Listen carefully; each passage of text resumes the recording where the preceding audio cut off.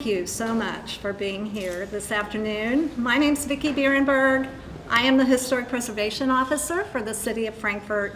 I want to welcome all of you to this city-sponsored presentation to kick off the Juneteenth weekend. Tonight, you're going to learn about the African American experience in Frankfort beginning in the 1790s up to the 1970s. How's that? All right. You will leave here with a better understanding of how Frankfort's built environment relates to that experience. And there are so many people to acknowledge who have made this project possible, starting with my colleagues in planning and community development, the city manager's office, and the Capital City Museum. It has been a great experience collaborating with all of you. A project like this really does take a village to execute. We could not have accomplished this without the assistance from many community partners. We have distinguished guests with us today, all of whom played a role in making the project happen. And I'd like to begin today by taking a few minutes at the beginning to thank them for their support and offer them an opportunity to say a few words, beginning with our first guest, who so quickly responded when we asked not only for his presence here today, but also to play a role in helping to get the word out about the event. We are so grateful for his support. Please join me with a warm welcome for Representative Derek Graham.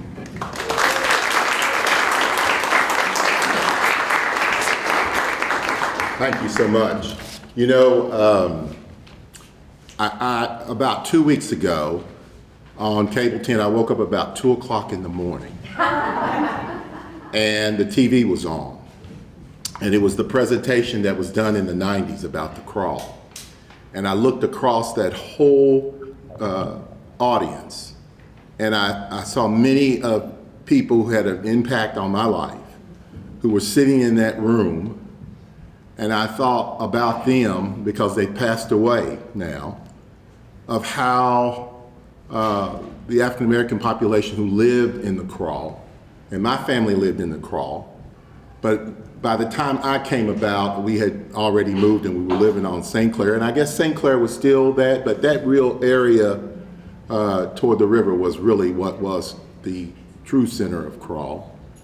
But I think about all those people. People think that the crawl was a place where a lot of people who were struggling and doing, just trying to make ends meet each day, but there were people who were there who were professionals, who were teachers and who were college professors, and who had an impact not only just on the crawl, but on this community.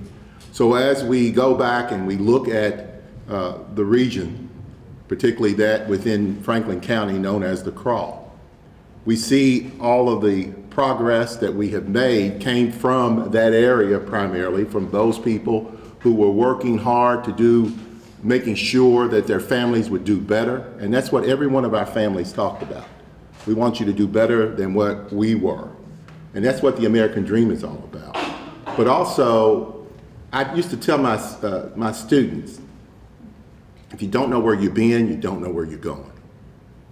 So if you don't know about what it was prior to you coming around, you can make those same mistakes or make things go backwards rather than moving forward. And we are a community that's moving forward. And as a country, that's what we've done. We've tried to move forward. We've had some obstacles, but we have still moved forward, considering what those obstacles have been. And so tonight is a celebration, I feel like, of what this community, as we know as the crawl, the contributions that the crawl has made, not only within the area that we call the crawl, but this community as a whole. And with those who have come out of the crawl, they've had an impact nationwide. So I salute all of you, the organizations that have come together in the city of Frankfort, for reinvigorating and talking more about the crawl. And I'm looking forward to Sheila's presentation later on memories, because many of those memories I can go back to and also think about. So thank you all for allowing me to participate in this evening's event. God bless you. God God bless all of you, but God bless those of you who have put this together. And we thank you for the service and the commitment that you have, not only for today, but for this community as we grow and as we learn from one another. Thank you all so much.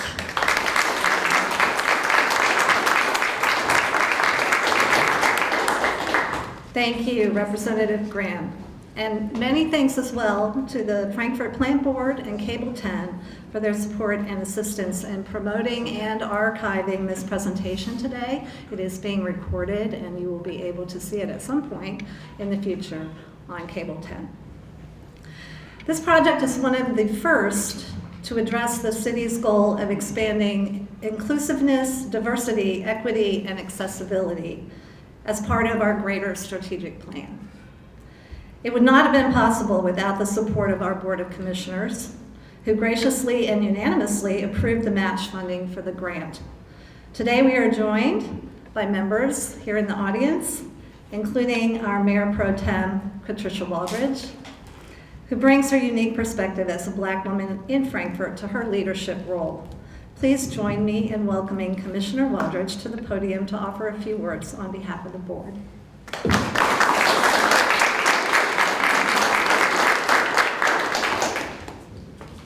Thank you, Vicki, and thank you everyone for having me this evening. And I believe I did see a couple of commissioners. Commissioner Unger, I believe, was here. She's in the back there. So thank you. And to all of our city staff that's holding up that back row back there, I got booted, but that's okay. Thank you guys for being here and showing the importance of this. So thank you so much. Thank you to everyone that really worked on this. This is something that we've needed. I hate to say that it's gone unnoticed in some of our history books and out of our history classes. And so we appreciate you bringing that to light. I wrote a few words as I wasn't feeling well yesterday, so I didn't know how going off the cuff, I'm not a Derek Graham quite yet, to be able to go off the cuff. He's been here, this is his home. My home was in Lawrenceburg, so I've been here about 26 years. But I've enjoyed my stay, I've enjoyed my service that I give to the city every day.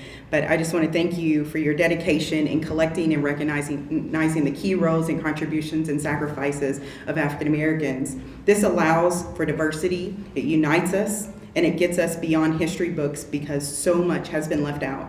Our ancestors' stories are important, and through the project of recognizing the beauty of our history brings us together. I know the path to get me here wasn't easy, but I truly appreciate it daily.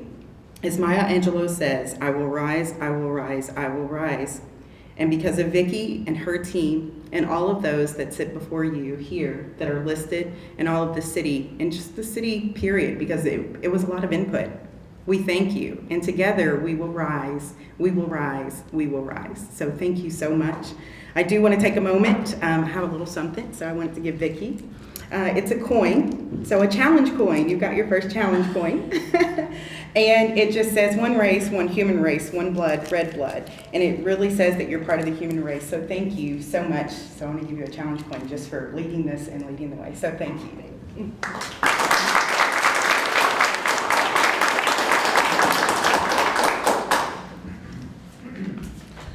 Thank you very much, Commissioner Waldridge.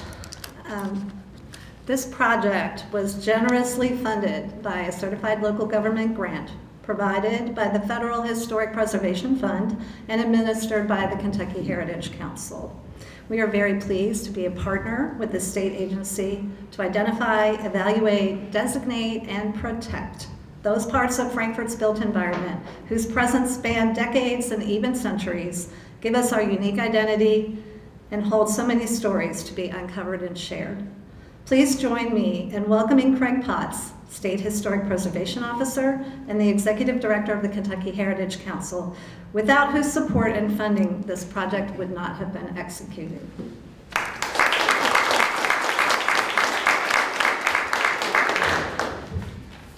Thank you, Vicki. So nice to see you all here today. I'd like to start off by recognizing a couple folks who are in the audience who are members of the Kentucky Heritage Council. One is Kitty Duguid, who is our Site Identification Program Manager and runs the statewide Main Street program, and Dr. Orloff Miller, who is our Certified Local Government Coordinator and our Preservation Planner, a position that Vicki Bierenberg had before him. So want to make sure they're both recognized today. I do have a few prepared comments myself because I want to make sure that I get this right. This is a very important project and one that we're very proud to be connected with. I'd like to thank the city for submitting such a strong certified local government grant application in fiscal year 2021-2022, and that resulted in the financial support we were able to provide to this important project.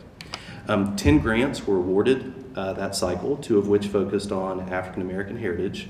One was in Horse Cave in Hart County, and that was to survey a traditionally African American community that had not been recorded before.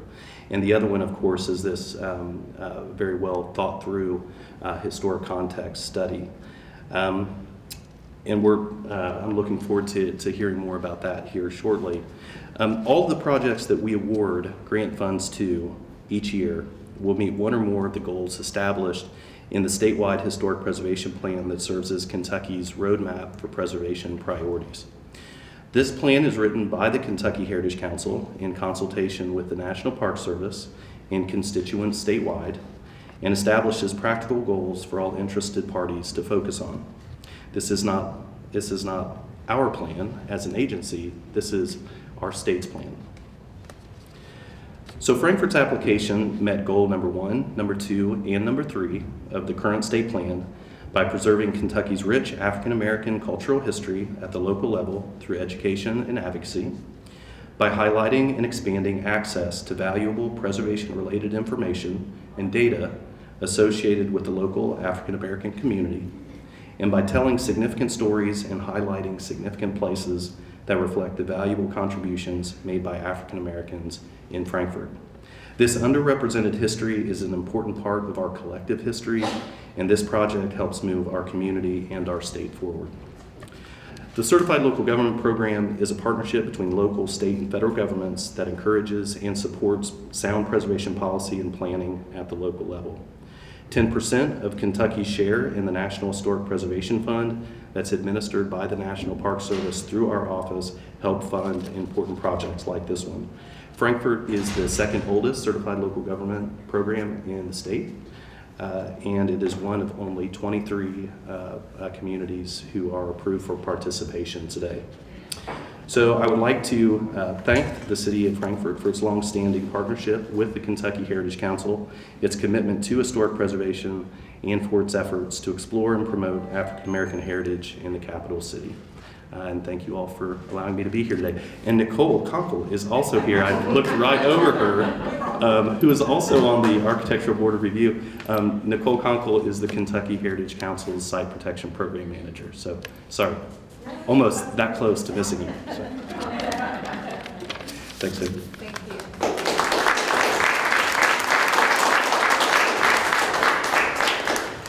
Thanks, Craig. We really appreciate our partnership with the Kentucky Heritage Council. So we are so fortunate to be the capital city where we can be neighbors and partners with other state agencies, such as the Kentucky Historical Society. Their generous support and assistance will allow this report to be complete with archival images that add essential richness and context to the story. We are excited and pleased that they are represented here today. To see how their assistance will benefit the final product, please welcome Scott Albee, Executive Director of the Kentucky Historical Society.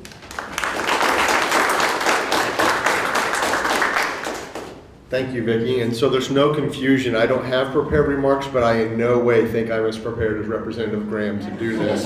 Quite honestly, I came tonight just to see the report and to hear more about it. One of the things, I'm fortunate enough to work in a place to where we spend a lot of our time trying to help people understand and at least recognize that history surrounds us everywhere we go, whether it's our landscapes, it's the people that are on the landscape, or that we're on the landscape, or it's the objects that we hold, the pictures that we have, the archival material. I'm fortunate that I get to work in a place where we keep all that stuff. And we get to use that in ways to help us find those untold stories and those untold histories that are out there. I always argue we work a lot on prioritizing diversity, inclusion, and equity in the work that we do, but hasn't that always been our job? And so we have an opportunity to go back and use this material that maybe hasn't been uncovered or hasn't been aggregated together in a report such as this to help us understand where we want to take that direction of the history that we want to share. So it is actually my honor to be here, and thank you for inviting me to be here today and for our participation in helping with this report.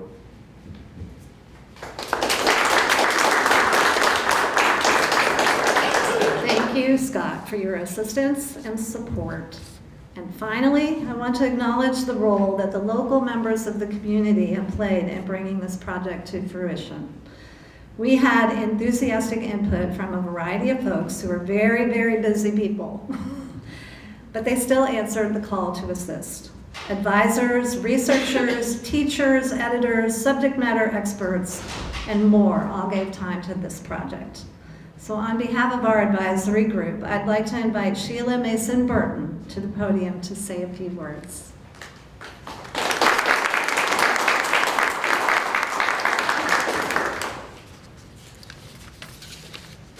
Well, good afternoon, folks. And contrary to Representative Graham's directive, I work for him. To talk about memories, you don't want me to start down memory lane. It's hard to start down memory lane and be succinct. But I have a lot of memories I'd like to share with you because you're younger than I. But I do want to thank you, Vicki, for the opportunity to observe this project, this important work by the Cultural Heritage Group over the past year as you've worked on it. And I thank you for particularly the opportunity today to make a few comments about it, and a very few.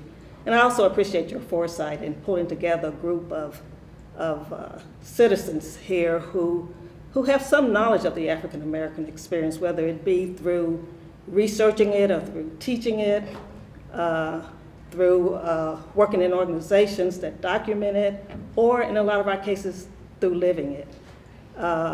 We thank you for letting us be a sounding board throughout this project.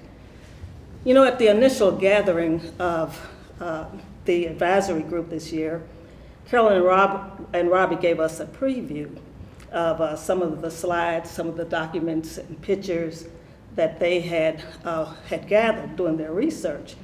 And I, for one, was totally absorbed by that presentation. I mean, I walked away really excited, wanting to see more, wanting to hear more from them. I was introduced about things in this, my birthplace, Frankfurt, and particularly in the South Frankfurt community that I grew up in, that I had never heard before. And while various members of the advisory group, we may have walked away from those meetings or that meeting with various thoughts and perspectives about the substance of the meeting, I think we all walked away with a deep appreciation, Robbie and Carolyn, for your dedication to this project. We felt your enthusiasm, and we saw the excitement, particularly you, Robbie, as you were interlocking pieces of the puzzle together, the physical infrastructure, and the drafts you showed to us were very reflective of that.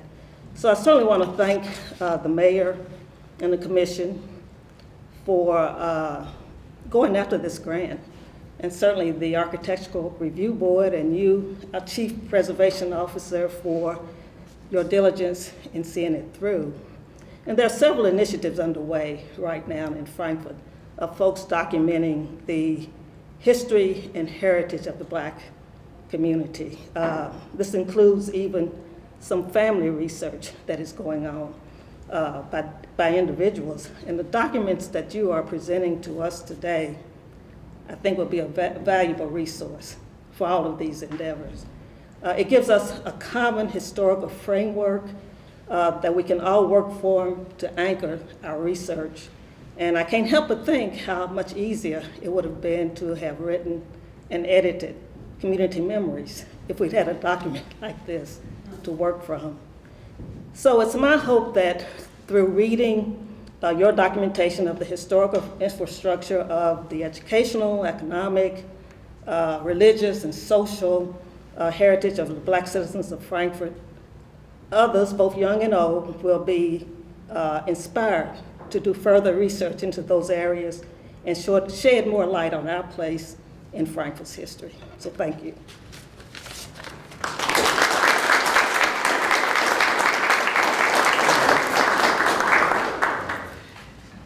Thank you, Sheila. That was very moving. So now we are ready for the main event. We are very fortunate to have the opportunity to work with such a talented and experienced team.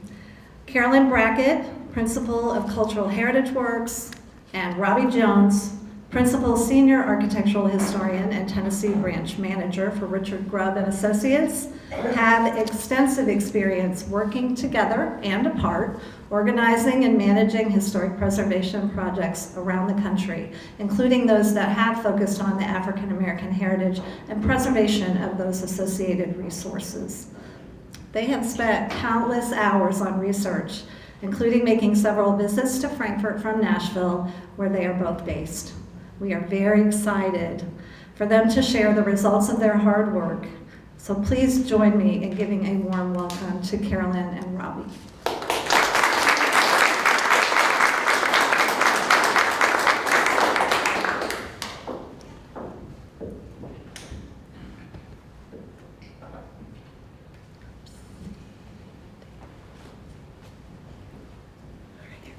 Okay. We'll see if I can juggle changing slides, turning the page in notes, and holding a microphone. So we'll see if I can do those three things. Good afternoon, and this is a day that we have looked forward to for months. And thank you so much for your kind words, because the enthusiasm we had for this project started from the very beginning, but the further we got into it, the more research we did, the more things we found. We were just overwhelmed at the history here. And so what we'll be able to share with you this afternoon, this evening, is going to be a part of the document. We'll talk, I think, later about when the whole thing will be available for you to look at, but what we want to do is share some of the key stories, the important stories, and hopefully paint that narrative of the African American experience in Frankfurt. Just quickly, if I can, wanted to just quickly go through our thank yous again, all the people who were involved, who have helped make this project a reality, and we want to acknowledge the funding that came through the National Park Service that helped support this project. Again, thank our friends at the Kentucky Historical Society and the Kentucky Heritage Council for helping us so much with the research, with access to images, and being such great partners in this project. We mentioned the support of people throughout the community, and we had a wonderful advisory group. We had a great meeting here in April, just as you said, to give a sneak preview of some of the research underway. But we also had a lot of volunteers who helped us with research, and so when we would as we got where we would talk to each other about going down the rabbit hole on different things, there was always somebody to reach out to who was able to help us find a resource, point us in the right direction, help us find the information that we needed. And so we're extremely grateful to everyone listed here.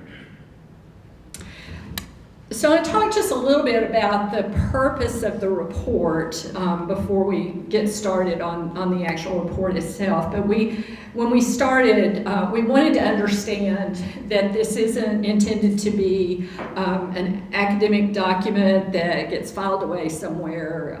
It's not intended to be a dissertation or even a book at this point, but it's intended to be a living document that we hope will be the foundation for a lot of uses going forward. And we're going to talk about some of those at the end of the presentation, of some things we recommend for consideration. First and foremost, it can serve as a preservation planning tool for the city to understand the resources that are here. And Robbie's going to be talking about the built environment in just a few minutes and what we've learned about that. to recognize and honor Frankfurt's African American history, to be able to connect the place and the stories. So a lot of the important stories that we read about and learned about, you can walk right by the place where it happened and not know it. And so being able to make that connection between the place and the story, to share that history with the people who live here, hopefully with students and with visitors who come to Frankfurt. And then finally, to provide a framework to evaluate and determine eligibility for listing in the National Register. And Robbie's going to talk about that at the end of the presentation, of places that he has identified that we think merit that consideration. So the study itself, the report itself, has several different components, and we're going to try to hit on all of these this evening. The core of the report is a narrative that looks at Frankfurt as a city, but also as a state capital, through the lens of what's happening in the nation, what's happening in the state, in different eras of history, and then trying to look at all these different elements, topics, actions that were happening during different eras. Then, as I said, we look at it through the lens of the built environment. What's here? What types of architecture? How is the city planning? What's still standing, but also what's gone? And so what Robbie did in preparing the documentation of the built environment was to look at not only what's still standing, but what have we lost? And then recommendations for next steps.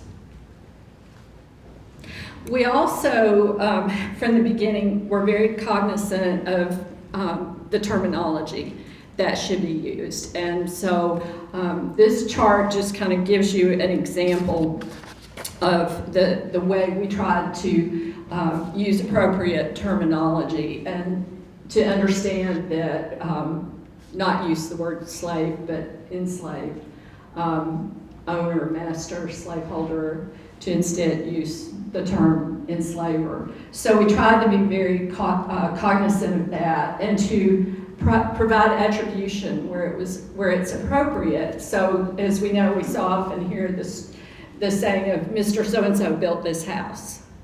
Well, Mr. So-and-so probably didn't build this house. And so where we know that it was built by enslaved people or free African Americans, contractors, builders, we try to acknowledge that wherever possible.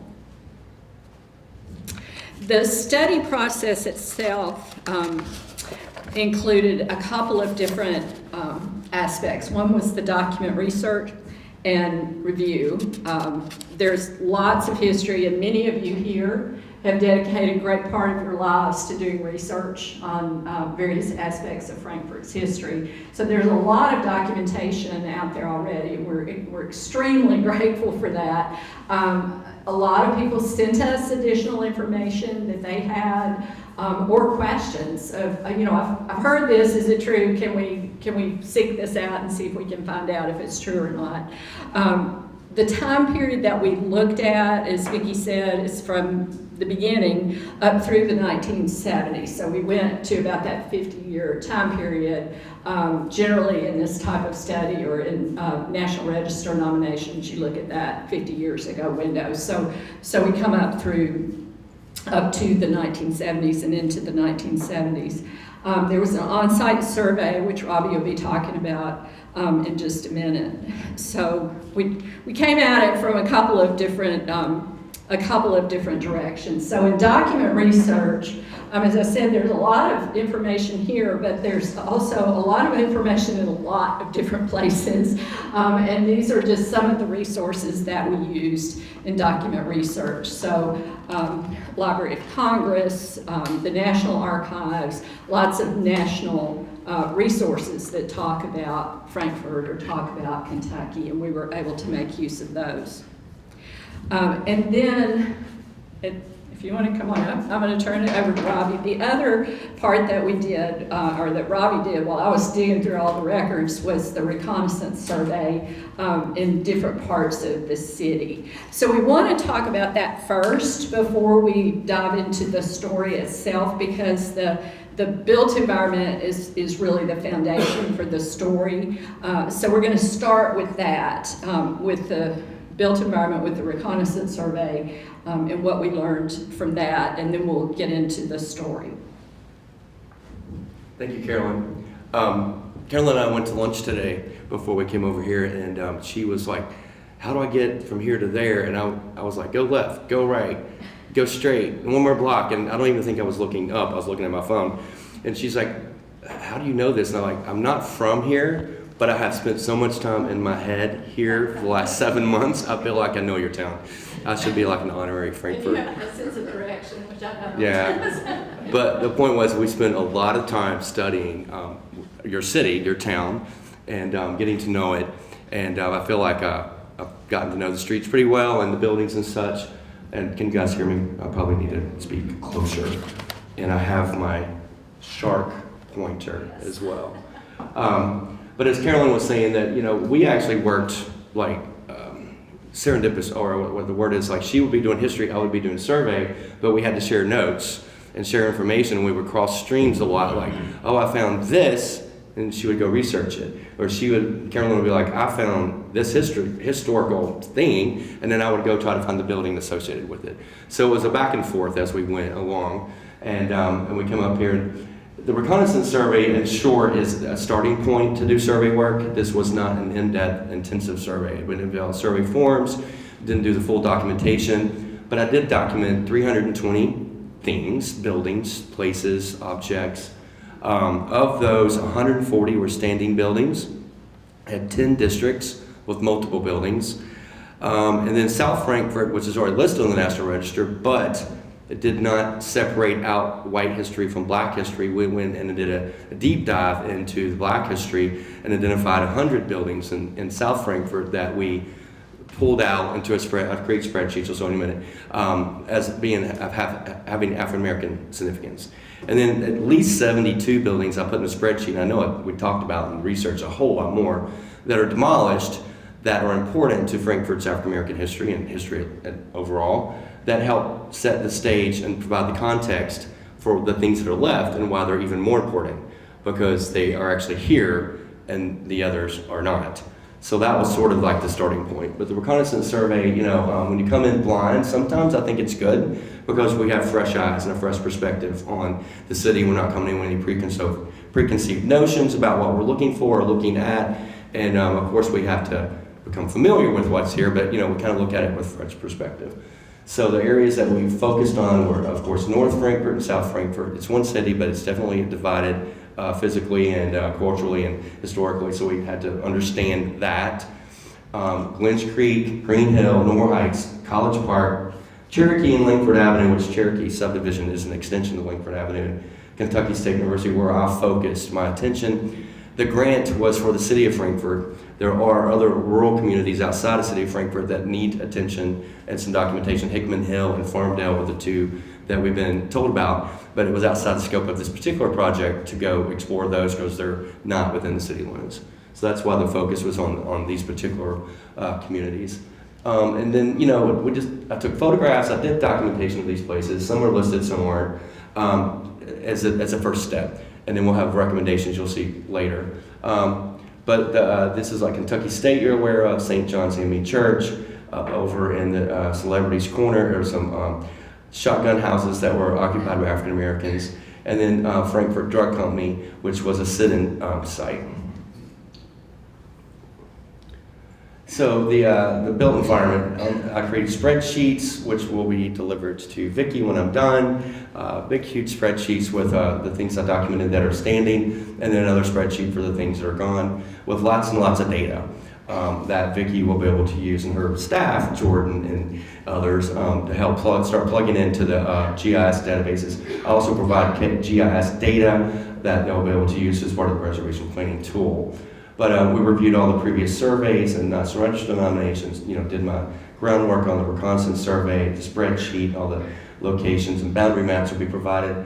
This is a sample here of the South Frankfort area. This is the African-American neighborhood component of the South Frankfort. It's actually, the boundaries were tightened up after this image was made to exclude the areas like Hermitage, the terrace over here, Subdivision, which I documented, was not African American. It was always white people owned and occupied those buildings, so they were excluded. The Freedom March route, which we'll talk a bit more later, that was studied closely. Corinthian Missionary Baptist Church, one of my favorite modernist churches ever. We got inside of it the first day we were here, and it was amazing. I was really blown away by how awesome this little building is. The American Legion building, like a block away, tucked away, hidden and forgotten about, but it's still there. The Singing Bridge is important to African American history. The College Park neighborhood, that's Dr. Ridgel's house, and then Cherokee Park, Cherokee Subdivision, a sample house. Fieldwork at Kentucky State University was a treat that I didn't expect. We knew Kentucky State was here, but I don't think we realized how important it was going to be to telling the story of Frankfort and the Kentucky. It's an amazing resource that I think is underappreciated.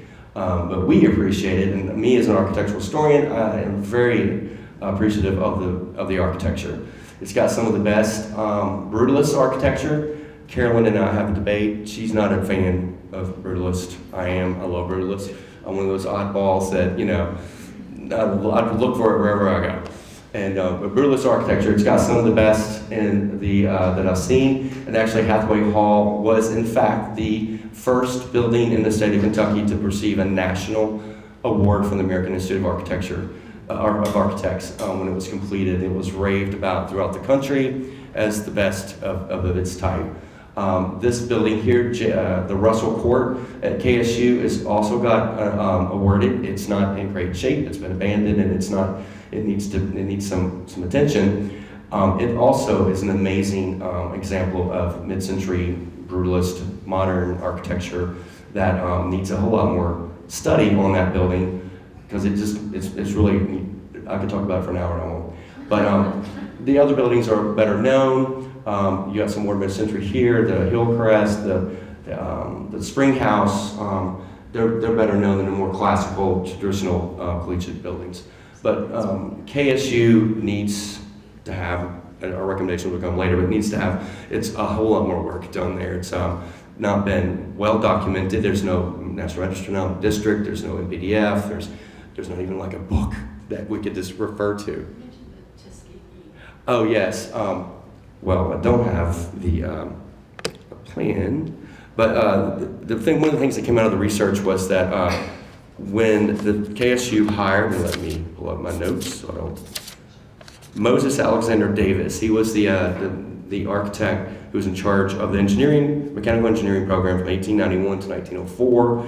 He was from Hampton, took classes at MIT. He helped design Booker T. Washington's house at Tuskegee in 1890 and met his wife at Tuskegee, and then it was recommended to become the mechanical engineering chief at KSU. And the year after, 1891, he came up to KSU. And he laid out the campus plan in a linear, it's a linear plan that's inward facing. If you've been at KSU's campus, it's now a pedestrian sort of walkway. That was the original road.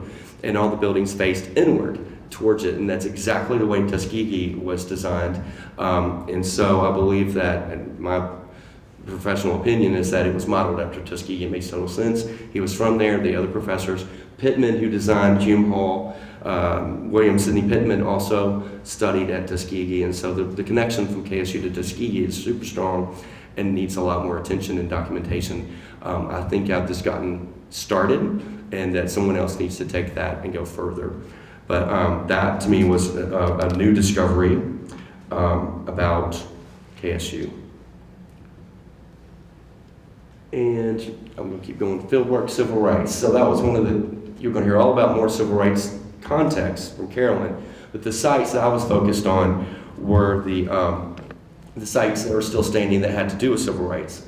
And so we have the March route, which you probably are familiar with.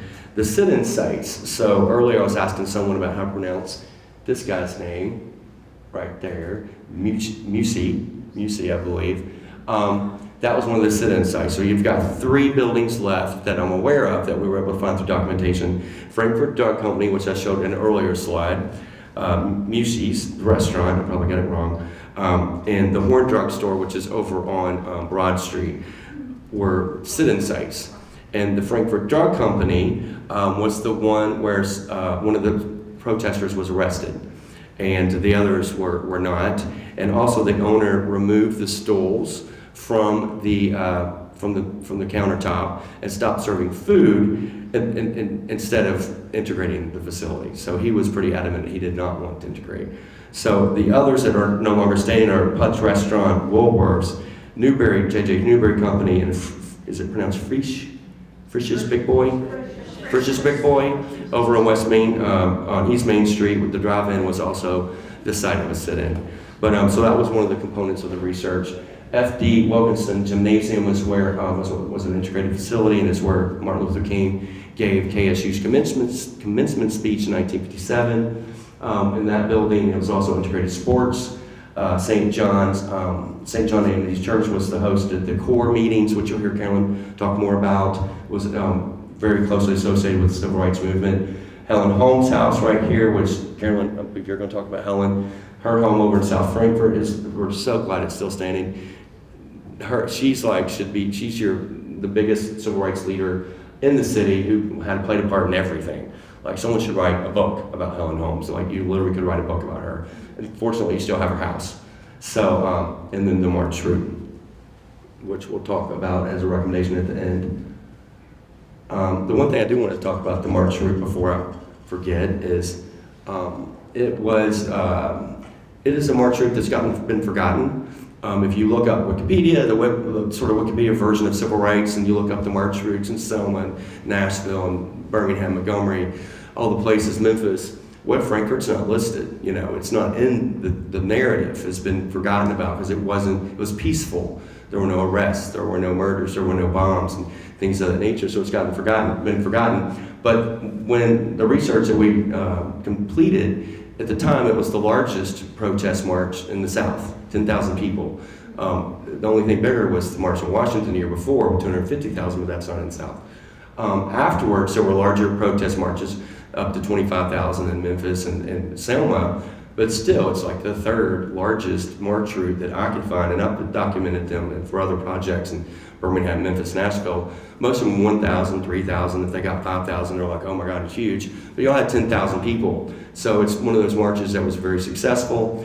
It's still one of the largest known in the South, and it needs a lot more attention and documentation. And, you know, as we walk the streets, I don't remember seeing any historic markers or banners or anything to tell me the story about this amazing event that happened right here in your own city. It's just been forgotten about. And I know there was some attention paid to it in the media the last few years because of the anniversary, but still, as far as a visitor coming to Frankfurt, I wouldn't know anything about it without going to the Capitol City Museum and seeing the exhibit. Places of remembrance, we didn't, as historians, you look at all the whole spectrum of things. It doesn't matter if a building's still standing or not. But as an architectural historian, you know, we focus on what's left, what's there now, because that's what can be preserved, and that's what we're looking for: eligibility and preservation tools and zoning and overlays and such. And you can't put a zoning overlay on something that's gone. However, for this project, we made a different tactic, and that was to also focus on the things that are gone, because it tells the bigger story, the full story that needs to be told. And so, places of remembrance, the prison, which is gone, but it has a very strong African-American component to its history. We talked about that in the report. The Singing Bridge, and a lot of people would be like, what's that got to do with African-American history? You do have some interpretive markers about the lynchings that took place on the bridge, which were painful, difficult history, but it has to be told. It can't be ignored and swept under the rug. So that was included. Crawl, of course, which we heard about earlier from the representative, Graham, that is no longer there, but it's very much present even to this day. It's there, and mentally and spiritually, it's there. And so we drove into that, and here's an example of like one of the stores and neighborhoods. I pulled through all the photographs of Kentucky Historical Society, and thank you so much for, I think it's Scott, for letting us use those in the report. I think we have 77, and there's like, I could have used 300, you know. I had to like cull it down, and we're like, cull it down more, and I'm like, they're great. But without these photographs, you could not tell the story because the buildings are gone. So that 1958 real estate documentation they did before they destroyed Crawl told the story, and we were able to go and identify the houses where like Dr. Underwood lived, and where Thomas L. Brooks, the builder, where he lived. And so we have those now, and you can say it's not just a generic anonymous house, it's where Carrie Conley, where she lived when she sued the city because of her mistreatment on the interurban, which Karen will tell you about. So we can start putting the pieces of the puzzle together. The courthouse, something you guys walked by every single day and know really well. You know, the research we discovered this is where the slave auctions took place and on the front steps. And so when you think about it that way, you kind of have a new perspective when you walk by the courthouse. It isn't, you know, there's more going on here than this the place where you go pay your traffic tickets or whatever. And then of course Liberty Hall. This is one of the houses for enslaved people that a rare photograph of one of those from 1930. And so we're looking at things that aren't there anymore that help tell the bigger story. And I think now I'm going to turn it back over to Carolyn.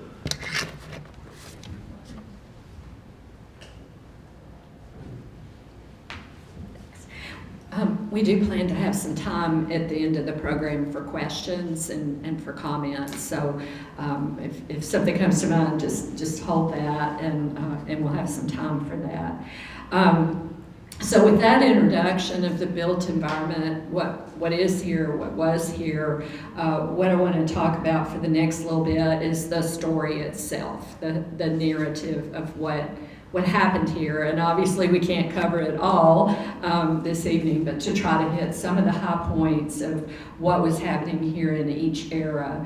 One thing I thought was really important in the historic context in the narrative section was to include the voices of the words, the actual words of people who lived in that era. So with the context, it's necessary to obviously summarize and analyze to some extent, but it's also important, I think, to hear those voices.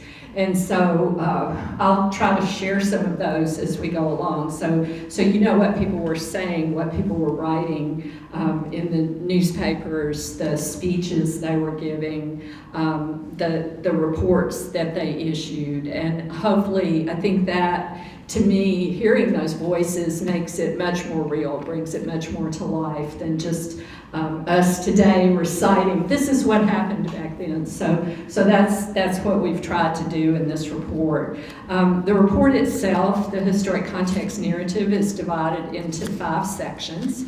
Let me turn the page here.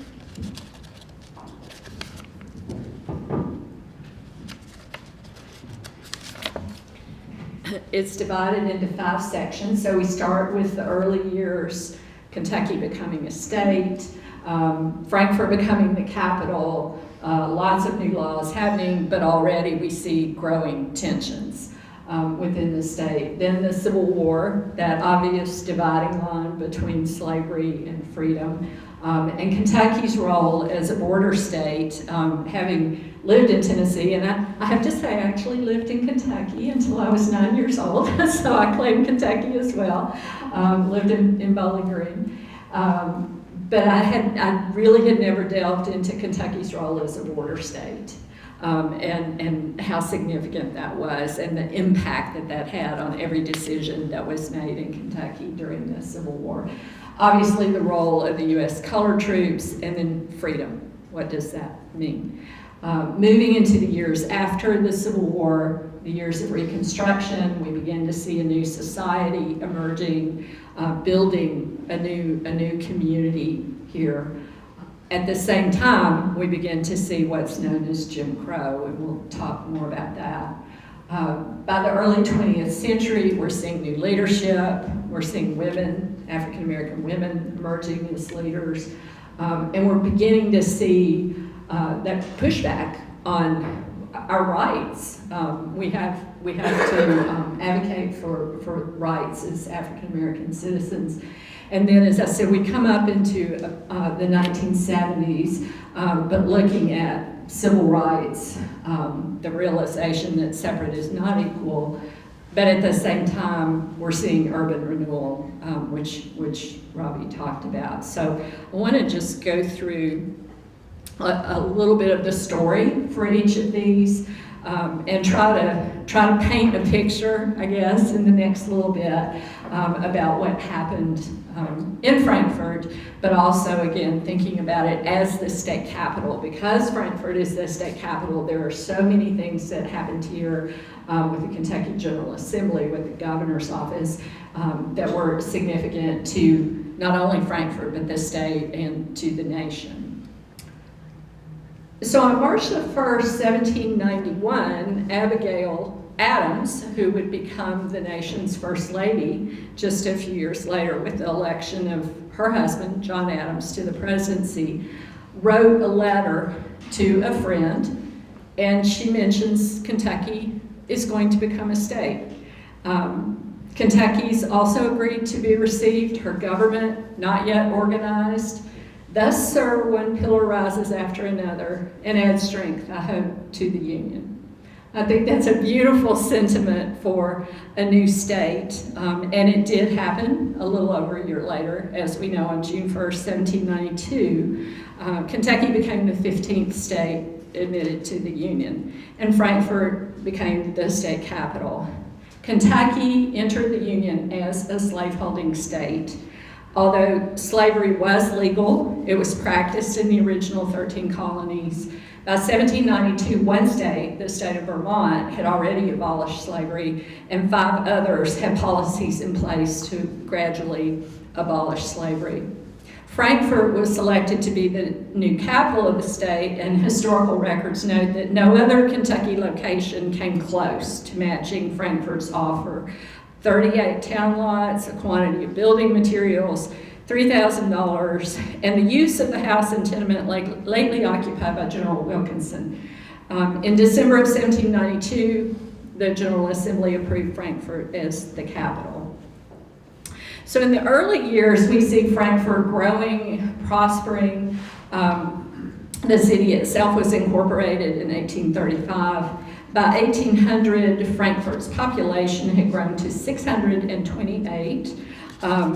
It was the second largest city in the state after Lexington. By the eve of the Civil War, the town had a population of about 3,700, including over 1,000 enslaved persons and 258 free persons. During these years, we saw transportation routes constructed, roads between Frankfurt and Lexington, ferries, steamboats, railroad. The economy grew with manufacturing and shipping. The population grew. At the same time, enslaved persons were working on farms. The area was becoming a tobacco producer.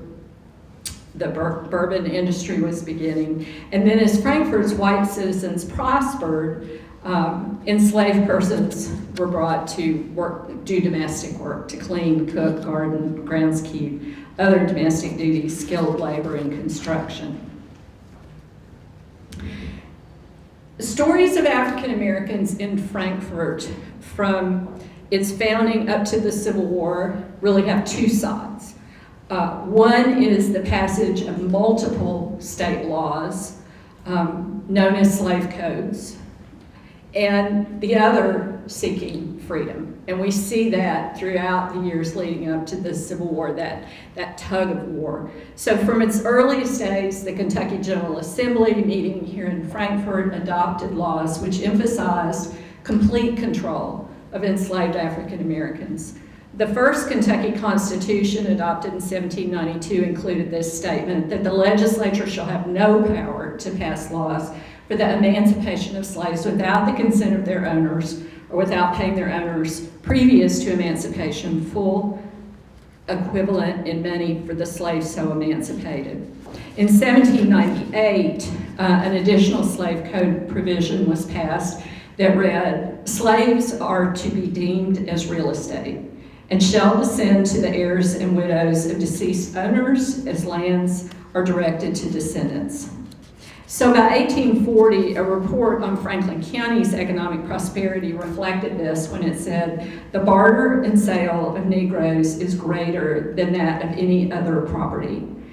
7 times before the Civil War, additional slave codes were passed.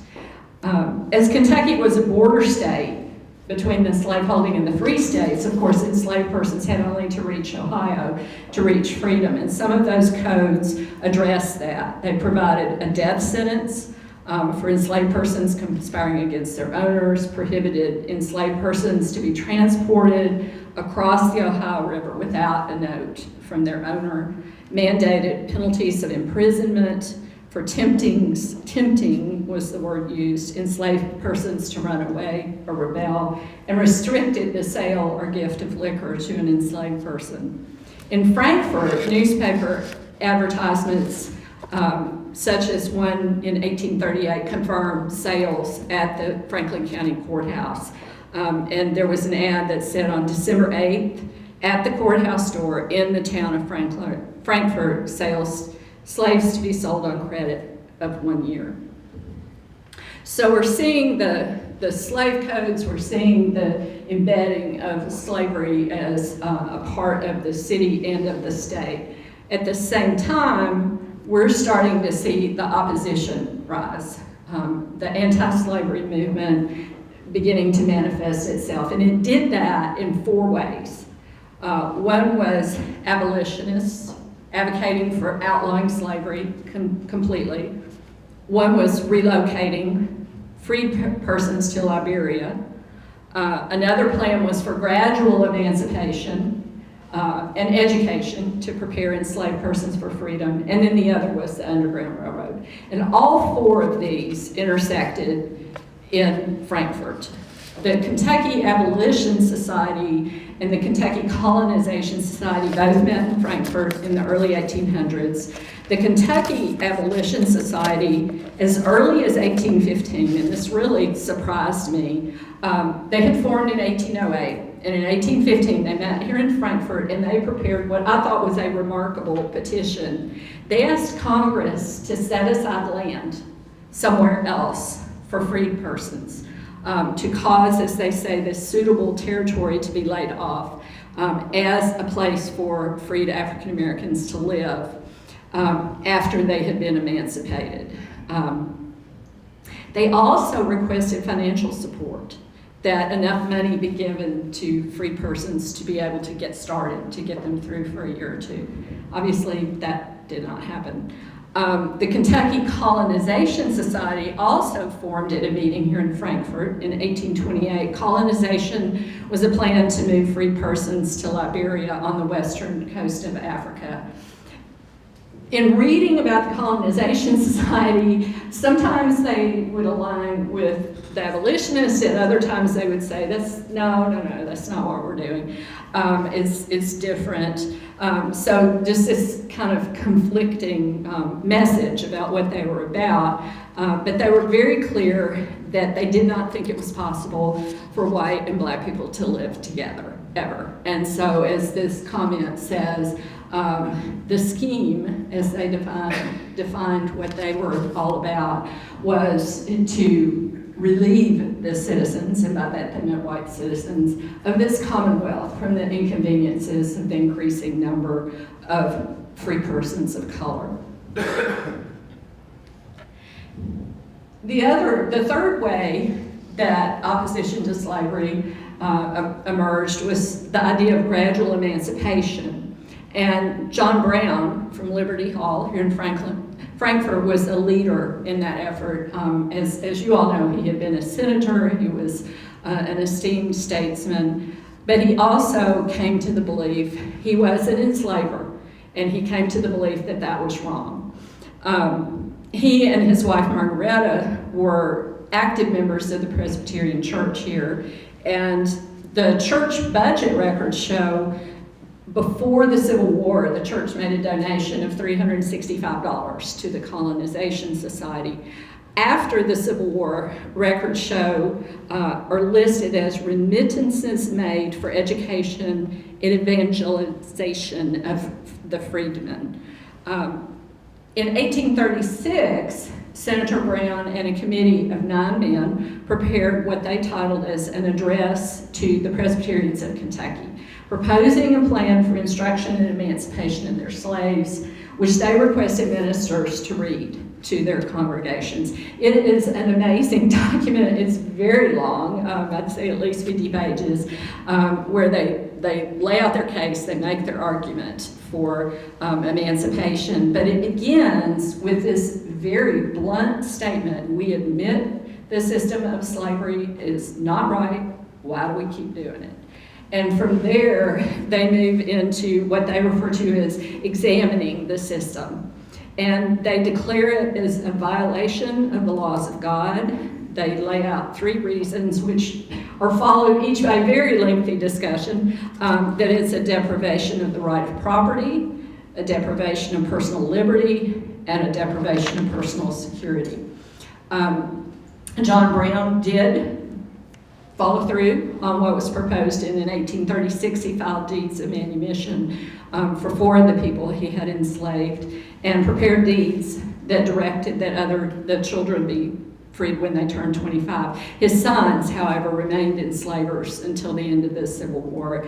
And there's an interesting letter from one of the sons talking about, how am I going to tell my slaves that they're free, and I'm going to wait until the 13th Amendment's passed. I'm going to just not say anything for a while.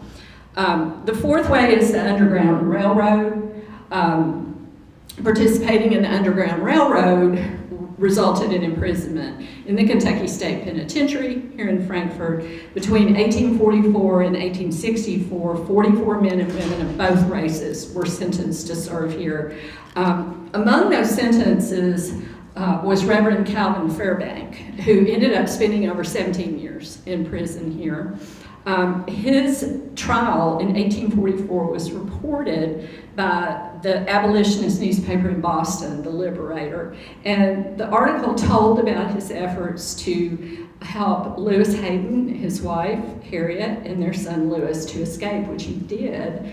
Their home, they actually ended up in Boston and were very active on the Underground Railroad. Their home is now a National Historic Landmark, which Robbie was in Boston last week and had the opportunity to see. And there's a film that talks a lot about Kentucky. So next time you're in Boston, be sure to see that. But following the jury's guilty verdict, the judge told Fairbank, the law under which you stand convicted is a merciful one. To my mind, death itself does not appear too severe a punishment. You have placed us in danger of our lives. You've endangered our existence as a community by the efforts of yourself and your fanatic co-laborers to sow discontent among our slaves, to incite them to insurrectionary movements to regain their liberty. So these 4 ways of seeking freedom, abolishment of slavery, emancipation, gradual emancipation, all happened over different years here in Frankfort.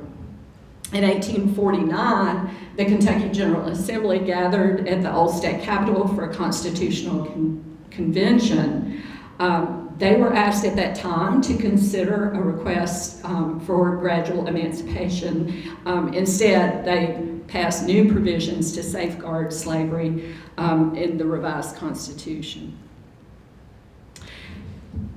So now we lead up to the years of the Civil War. With the Civil War beginning, the Kentucky General Assembly called a border state convention in May of 1861, and it was really interesting reading the accounts of how the General Assembly and leaders in Kentucky thought about their role in the Civil War and in this new war that was starting. I think that they kind of saw themselves as would be the broker, between North and South, and help settle this. But they decided to have what they called their border state convention. They invited other slaveholding states that had not seceded, Missouri, Maryland, and Delaware, to come to Frankfort. Only Missouri sent delegates. By this time, of the 4 slave-owning states that did not secede, Kentucky had the largest, as you can see, by far the largest number of enslaved persons, although much less than totals to the south. The first action of the convention was to elect John Crittenden from Frankfort, elder statesman and an enslaver, as the president. And from that, they issued 2 addresses.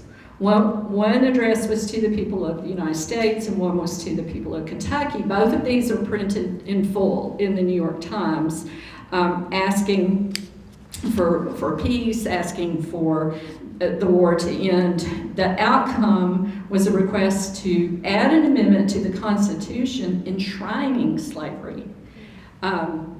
So that was this conflict between declaring loyalty to the Union, but also wanting to continue the institution of slavery, resulted in some really mocking reports in the media, particularly those to the South. This one out of the Memphis newspaper, talking about the old fogies gathered at Frankfort, calling themselves a border state convention, tinkering away at Union saving until they got the country involved in a tremendous war. At this time, when this was written, Tennessee had not yet seceded, but they were already mocking Kentucky's role. On the other side, we had the continuation of slavery here throughout the war. And then we also had President Lincoln from Kentucky, who did not win his own state in either election, conferring with people from Frankfort about his position on slavery. He wrote, I think to lose Kentucky is nearly the same as to lose the whole game. In a letter to a congressman in September of 1861, he was responding to an event in Missouri where General Fremont had unilaterally said all enslaved persons are now free, but Lincoln was focused on Kentucky and what that would mean. And as I said, many people wanted to continue the institution of slavery. Frankfort's leading trader of enslaved persons was Archibald Williams. He continued to buy and sell humans throughout the war.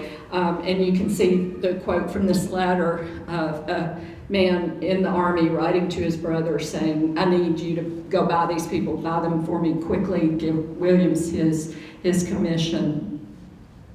As late as November 1863, a notice was posted in Frankfort announcing a public sale of slaves at the Franklin County Courthouse on November 16th. So this continued. And with Lincoln's announcement following the Emancipation Proclamation of willingness to accept African American men to serve in the Union Army, Governor Thomas Bramlett, who was joined by former Senator Archibald Dixon and Albert Gallatin Hodges, who was the editor of the Frankfort Commonwealth, who went to Frankfort to meet with President Lincoln and complain about his intention to enlist, or they were already enlisting African Americans into the Army. Lincoln convinced them that he was right. And when they got back to Frankfort, Hodges writes to Lincoln and says, will you put that in writing? And he does. And it's considered one of Lincoln's most important statements about his belief about slavery. And he starts out saying, I'm naturally anti-slavery. If slavery's not wrong, nothing is wrong. I've always felt this way. And that letter, which was reprinted in a number of newspapers, is really considered one of Lincoln's most important statements about his feeling about slavery, and it resulted from someone in Frankfort asking him to put that, his words on paper. So even as this was continuing, sales of humans were continuing. Free and self-emancipated black men were rushing to join the Army. This account from a newspaper in Iowa says the colored males in Kentucky are enlisting by the thousands. They want to assist in forever striking down the institution of slavery. In addition to freeing, the interesting thing was the Emancipation Proclamation didn't technically apply to Kentucky because Kentucky had not seceded, but the proclamation, which allowed African American men to serve in the Army, I think was an instigator in many people self-emancipating and going to join the Army. Meeting in Frankfurt in February of 1863, the General Assembly objected to the enlistment of African American men. But you soon saw lots of advertisements like this one that was signed by Frederick Douglass, inviting men to enlist, men of color to arms, now or never, and this appeared in lots and lots of newspapers across the country. So by the end of the war, numbers vary. I saw anywhere from 23,000 to 35,000 African Americans served in the U.S. colored troops. Freedom for enslaved blacks in Kentucky, that wasn't official until the addition of the 13th Amendment to the Constitution in December of 1865. Governor Bramlett proposed that in return for Kentucky ratifying the 13th Amendment, that the federal government give $34 million to reimburse all enslavers for the property that they would have lost. That did not happen. In February of 1865, the General Assembly refused to endorse the 13th Amendment. It was one of 3 states, including Delaware and Mississippi, that did not.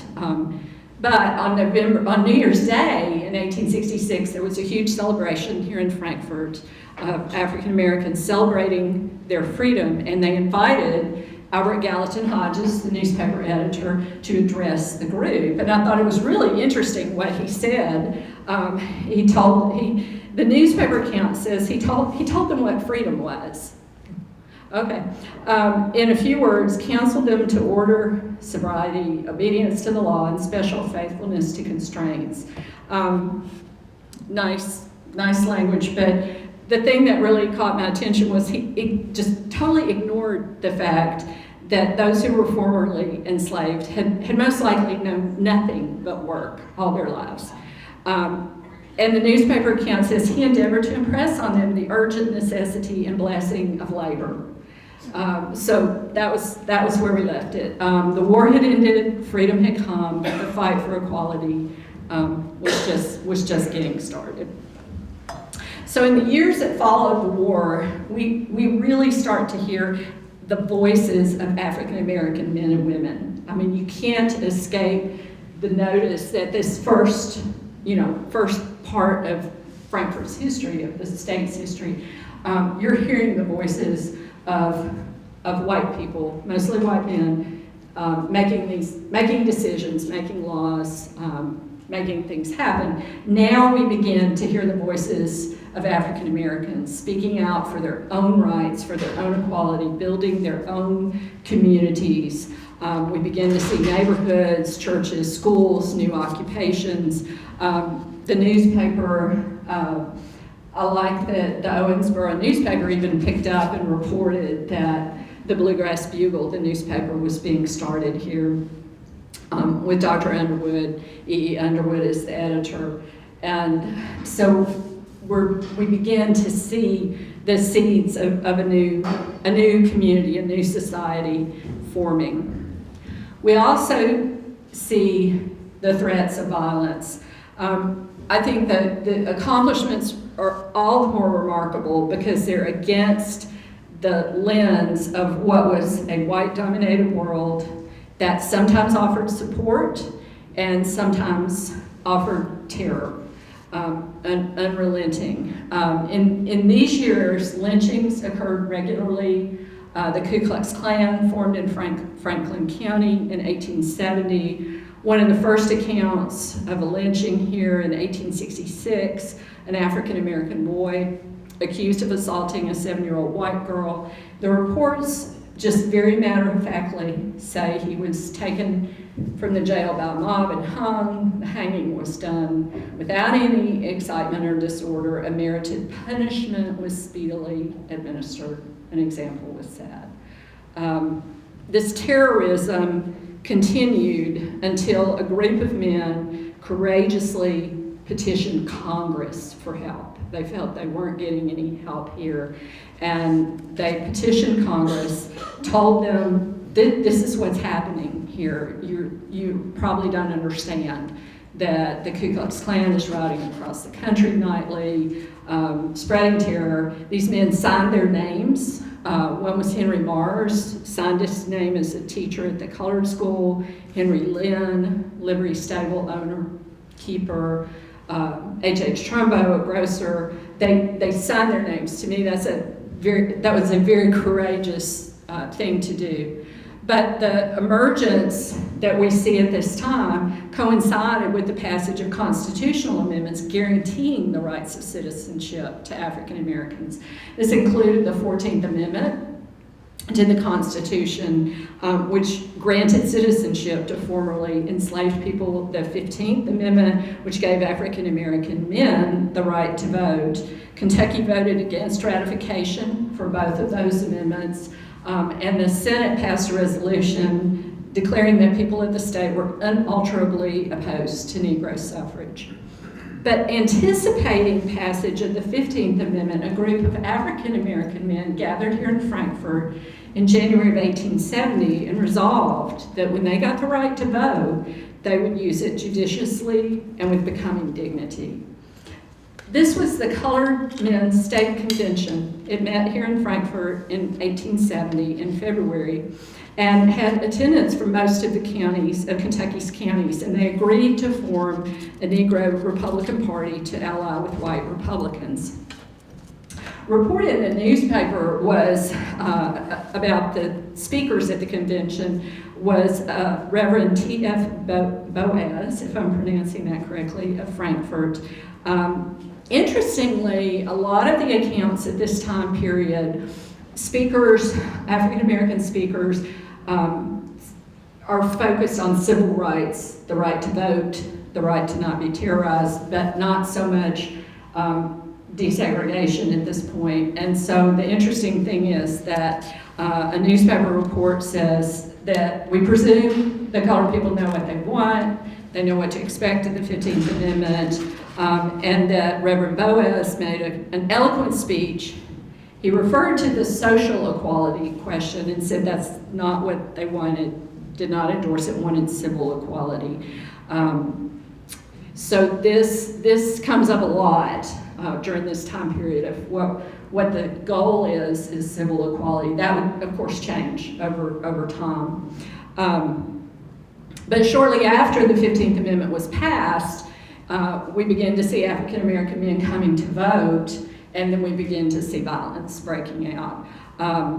As black men sought to vote, there in Frankfort in 1871, one man, African American man, Henry Washington, was arrested. He was charged with inciting the riot, taken to jail, where he was taken out and lynched.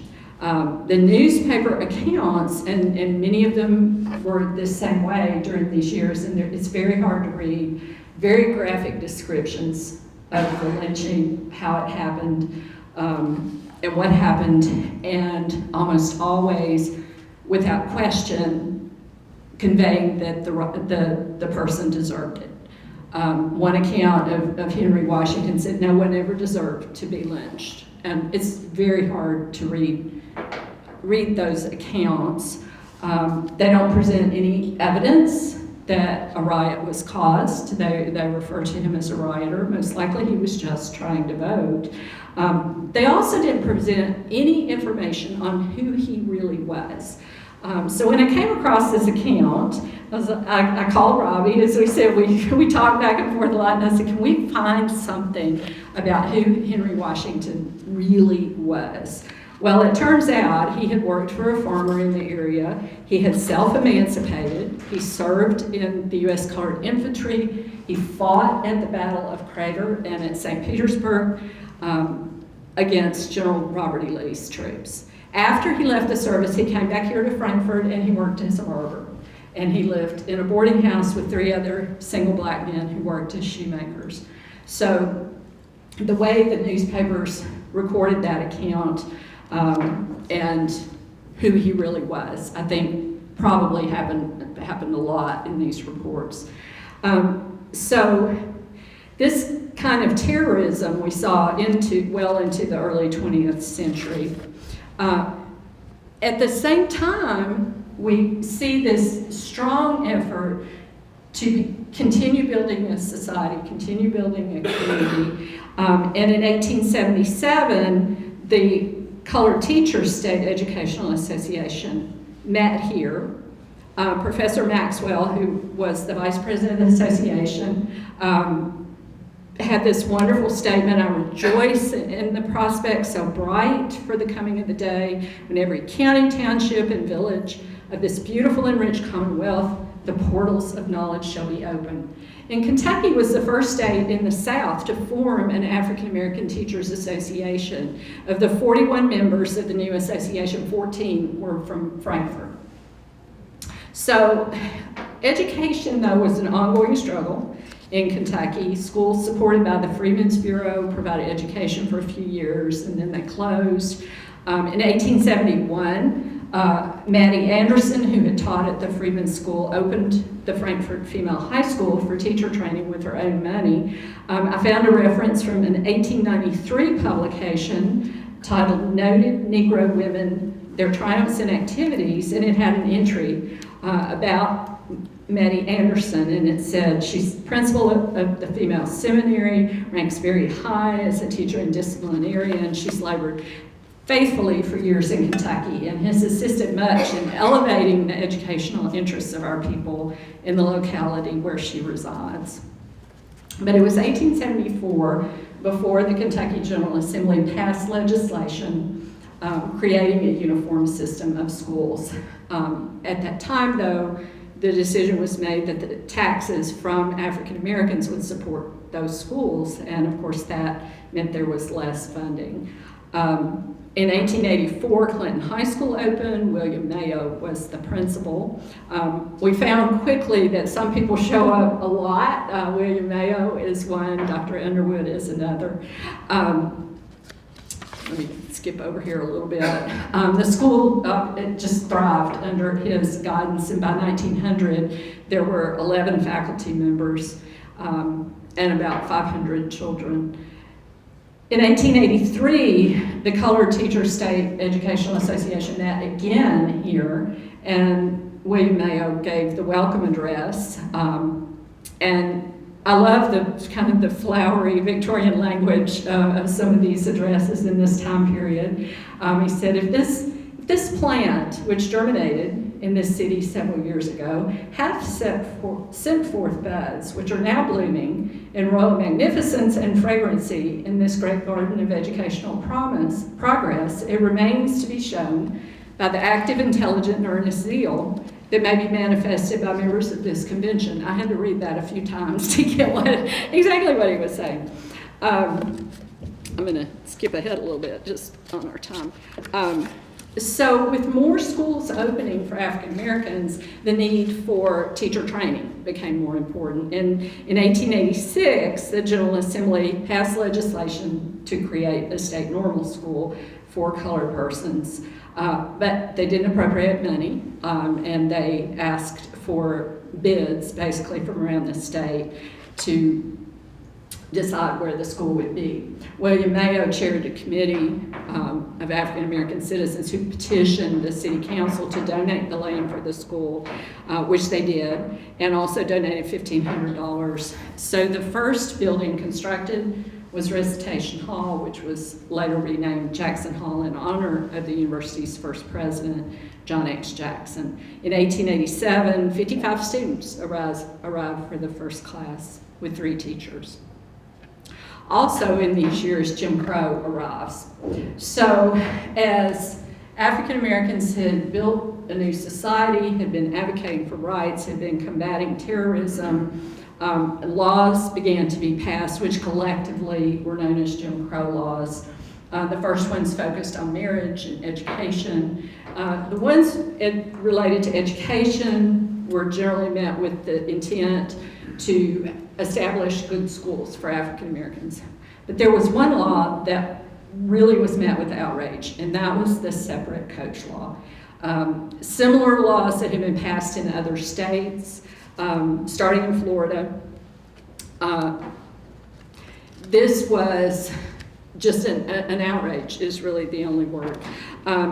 There was a newspaper editorial saying this is great, and once it happens, everybody's going to see how wonderful this is, and there won't be any problems. Well, Dr. Underwood wrote a strong rebuttal to that and said there are petitions pouring in daily from members of the legislature. It's illogical. It's an injustice. So there was a huge effort in fall of 1891. A group of residents, Frankfurt residents, met at the First Baptist Church, formed the Anti-Separate Coach Law Committee, and it was chaired by Chapman Monroe, who was one of the first professors at Kentucky State. And they began introducing legislation. They were addressing the General Assembly. I thought it was interesting that they invited a group of women who couldn't even vote at this time to address the General Assembly, and one of those was a woman named Lizzie Greene from here in Frankfurt.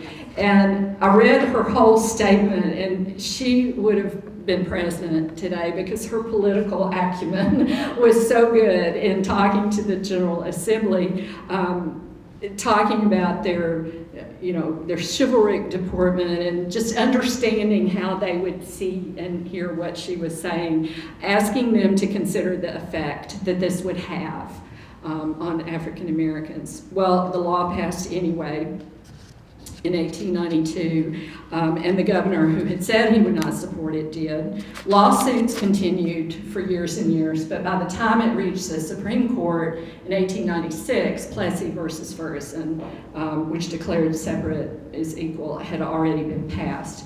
The lone voice of dissent in Plessy versus Ferguson was Justice John Marshall Harlan, formerly of Frankfurt. He became known as the Great Dissenter, and he wrote a stinging opinion piece that is inconsistent with personal liberty, and objected to Plessy versus Ferguson. So the last half of the 19th and the early 20th century, we saw this huge transformation in Frankfurt, in the state of Kentucky, in the nation, as African Americans organized and advocated for the rights of citizenship. We saw new schools open, black men were able to vote, churches opened, began planning for civil rights advocacy, began to see the emergence of a middle class. At the same time, we saw continued passage of Jim Crow laws. But at this time, we see African American women emerging as leaders in transforming society and setting the stage for the civil rights movement of the mid-20th century. As the middle class emerged, African American women began to become involved in areas where they had not been before, in education, in healthcare, in church service, and this new invention of club work. So by the early 20th century, there were at least 25 clubs in Frankfurt, and thank you for the community memories for the work there, because it talks about the clubs and their activities, and it must have been just a great time to be involved with so many different activities. But one of the most important outcomes of women's club activism was the establishment of the hospital for African Americans. Winnie Scott and others led the establishment of this hospital.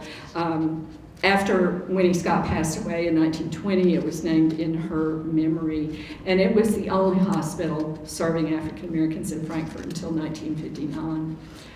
The Kentucky Association of Colored Women's Clubs formed in 1903 with 13 clubs, and there was one here in Frankfurt. Tabitha Murphy Anderson, who's pictured here, of Frankfurt, was one of the founders and later served as vice president. When I read about the things she was involved in, it just showed the breadth of activities that they engaged in. She was involved in railway conditions, home economics, the rural department. So just kind of working into all aspects of the community and of society.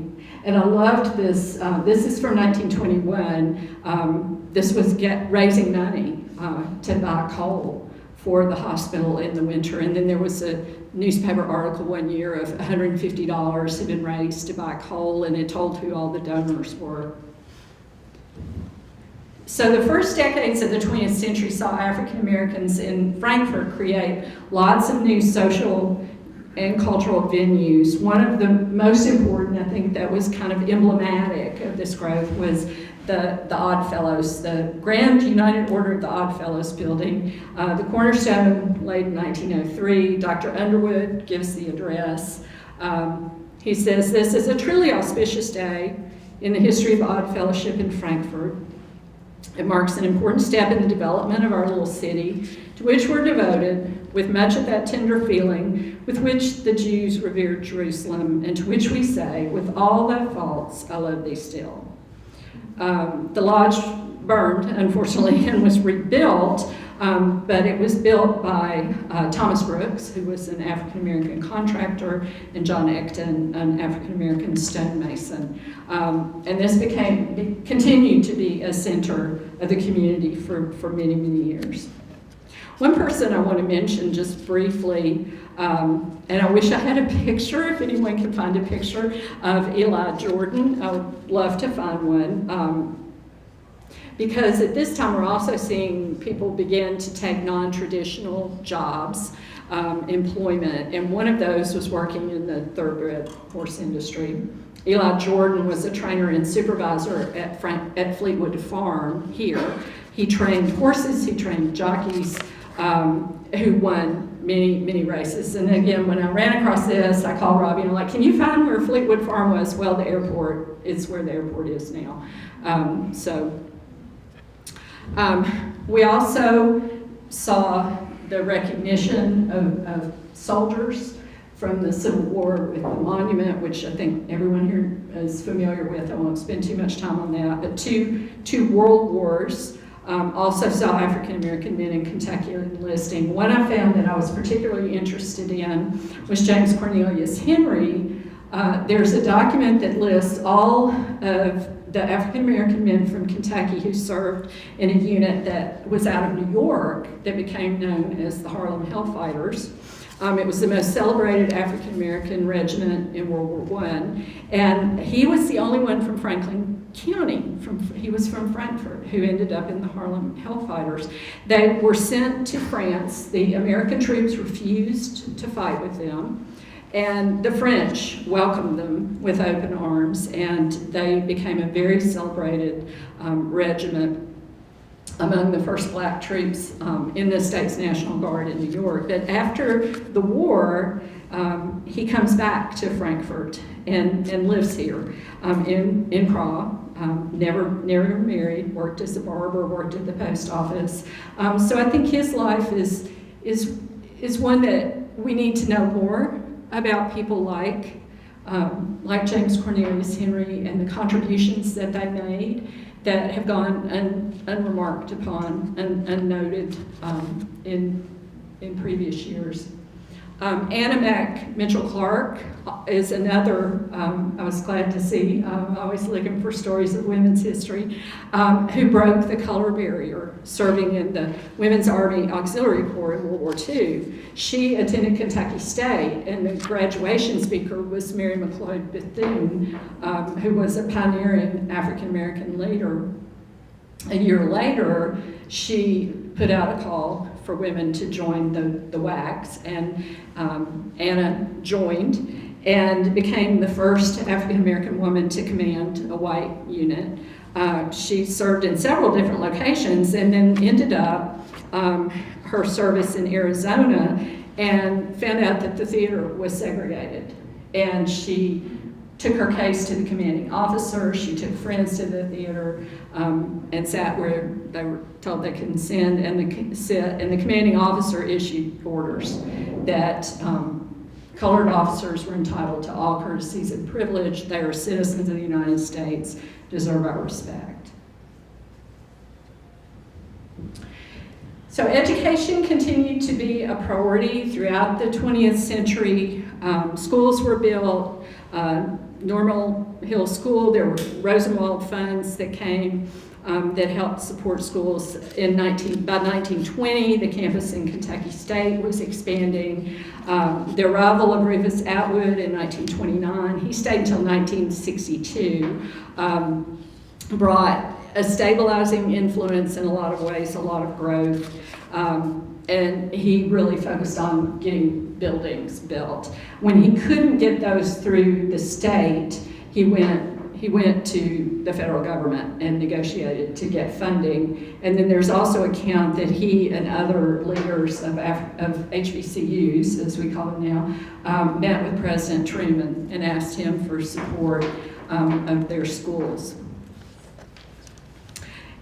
The picture in the middle is another story I was really fascinated with. In 1948, a lawsuit was filed by Lyman Johnson, who was a high school history teacher, and he wanted to enroll at the University of Kentucky's graduate program because Kentucky State didn't offer a comparable program. Well, the State Board of Education, University of Kentucky, decided to offer courses at Kentucky State. John Hatch, who's pictured here, was the first student to attend classes, and it required 7 teachers to drive from Lexington to Frankfurt every week to teach one student. That lasted a few weeks, and then they were like, this isn't working. They moved him up to a room in the state capitol and recruited 4 attorneys here in Frankfurt to teach him.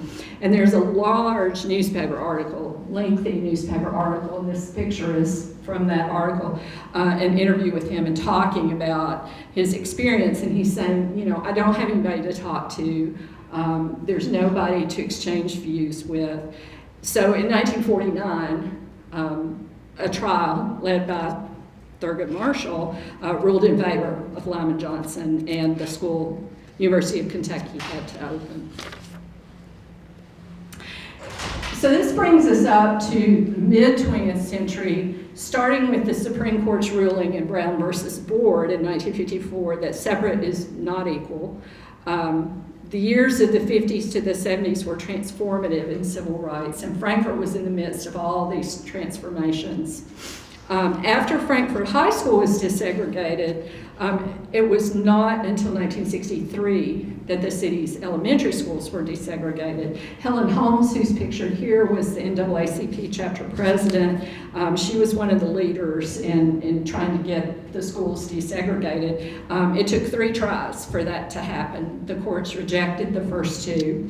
After the second one, Reverend Edgar Mack called the plan a sham, a disgrace to the Capitol. And finally, the school board offered a 3rd plan in June of that year calling for desegregation, which also resulted in Mayo Underwood School closing. One thing I did find interesting during this time is that the Kentucky Council of Human Relations, which was also headquartered here, sent a letter to the State Board of Education in 1963 saying, you need to include African American history in your public education, in class materials. And Kentucky became the first state to have that requirement, to set a policy that African American history should be taught. And then, of course, this brings us to the march that Robbie was talking about, knowing that there was optimism, there was progress on school desegregation, but also knowing that those doors were not going to open without a strong push. That push, the civil rights movement began in Frankfurt, in Kentucky, throughout the state, and as would be true in many cities, it started with young people leading a lot of sit-ins, and protest, and leading up to the Civil Rights March, the Freedom March, to advocate for public accommodations to be open. The march, oops, sorry, I knew I would hit the wrong button. Let me slide back up here. Okay. So I'm going to kind of skip ahead a little bit. So the march was held on March the 5th, 1964, and the advertisements told people the march is to be entered into only in a religious spirit of nonviolence, arms or alcohol not tolerated. The idea for the march originated in Louisville, but a lot of the work of making it happen fell to people in Frankfurt, particularly Helen Holmes and Jack Robb. When I looked at how quickly they put all that together, it's amazing. In just a few weeks, they managed to organize and be ready for this. Dr. Martin Luther King, this is one of his comments. John Herbers, who was a veteran, by this time civil rights reporter for the New York Times, reported that 10,000 people from throughout Kentucky marched on Frankfurt despite a cold drizzle and blustery winds. They stood for 3 hours before the state capitol to ask for breakdown of public accommodation barriers. I thought it was interesting, there was also an interview with the daughter of the governor who remained in his office during the march and during the program, but his daughter marched, and she said, I feel like I need to be here. I think she was 15 at the time. So the act didn't pass in 1964. After the march, they felt that it was important to make another impression, and so there was a hunger strike held at the Capitol for several days, and it still didn't pass until 1966, after the Federal Civil Rights Act passed. At the same time, they repealed the 62-year-old segregation, the school segregation law, and the 74-year-old separate coach law. And then we'll jump ahead a little bit to the 1970s to wrap up, because I thought it was interesting. It kind of brings us back full circle. As Kentucky moved into the 70s, new laws protecting civil rights of African Americans, there was one more vote that needed to happen. And in 1976, May Street Kidd, an African American woman elected to the Kentucky House, sponsored a resolution to ratify the 13th, 14th, and 15th Amendments. And it's interesting reading the accounts, because the legislators were like, didn't we already do that? And no, they hadn't, and it occurred in the middle of a huge debate about school busing and about whether Kentucky should rescind. They had ratified the Equal Rights Amendment, and whether they should rescind it, which did happen. That she introduced this resolution, which I think caught everybody off guard. It did pass. The resolution passed, and the newspaper accounts reported that Kentucky was officially on the record as being opposed to slavery in 1976. So I am going to now turn it back over to Robbie, or wait, I think I have one quick slide. I'm going to skip ahead to one. One thing that we wanted to do quickly was just share a few recommendations for next steps. And one of those that I thought about throughout all the research and writing this report is the opportunity to create an African American Heritage Trail in Frankfurt, connecting to Louisville, connecting to Lexington and other places. A couple of examples. One is the Mississippi Freedom Trail. In the Mississippi Delta, they're currently working on a civil rights trail, identifying locations throughout the Delta where Freedom Summer occurred. And then in Maryland, there's an excellent underground railroad tour throughout the state. So I throw that out there for consideration. I think there's a lot of interesting stories to tell here and places to tell them. And I think that's a great opportunity. Now I'm going to let Robbie share some of his recommendations about the National Register. Thanks, Carolyn. I wanted to back it up, actually.